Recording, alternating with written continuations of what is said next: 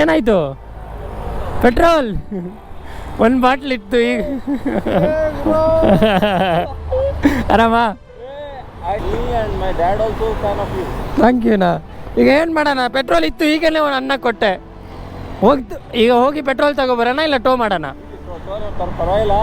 ನೀವು ನಾನು ಆ್ಯಕ್ಚುಲಿ ಈಗ ಹೆಂಗೆ ಅಂದರೆ ಒಳ್ಳೆ ದೇವ್ರ ಥರ ಕಾಣಿಸ್ಕೊಂಡ್ಬಿಡ್ತಾರಲ್ಲ, ಪೆಟ್ರೋಲ್ ಅಂದ ತಕ್ಷಣ ನೀವೆಲ್ಲೋ ನಮಗೆ ಈ ಕಷ್ಟದಲ್ಲಿ ಹೆಲ್ಪ್ ಮಾಡೋರಿಗೆ ಹೆಲ್ಪ್ ಮಾಡೋಕ್ಕೆ ಅಂತಲೇ ನೀವು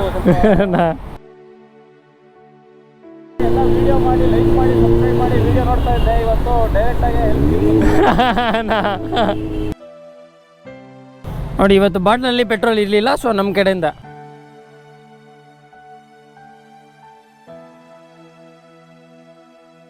ಅವತ್ತು ರಾಜಾಜಿನಗರಲ್ಲಿ ಫುಲ್ ಏನು ಜಾಮ್ ಪ್ಯಾಕ್.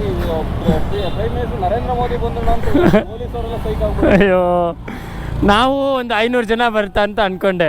5,000 ಜನನ? ಎಲೆಕ್ಷನ್ ನಿಂತ್ಕೊಂಡ್ಬಿಡಿ ಬೇಡನಾ?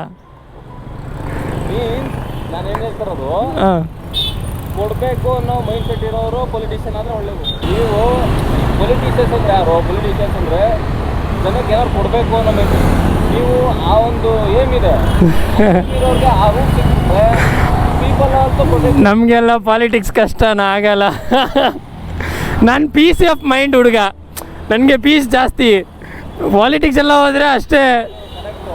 ಅಂದರೆ ಕರಪ್ಟೆಡ್ ಪೀಪಲ್ಸಲ್ಲಿ ಪೊಲಿಟಿಕ್ಸ್ ಮಾಡೋದು ನಾವು ಈಗ ಹೇಳೋಕ್ಕಾಗಲ್ಲ.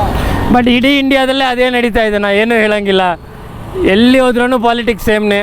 ಅದು 100%.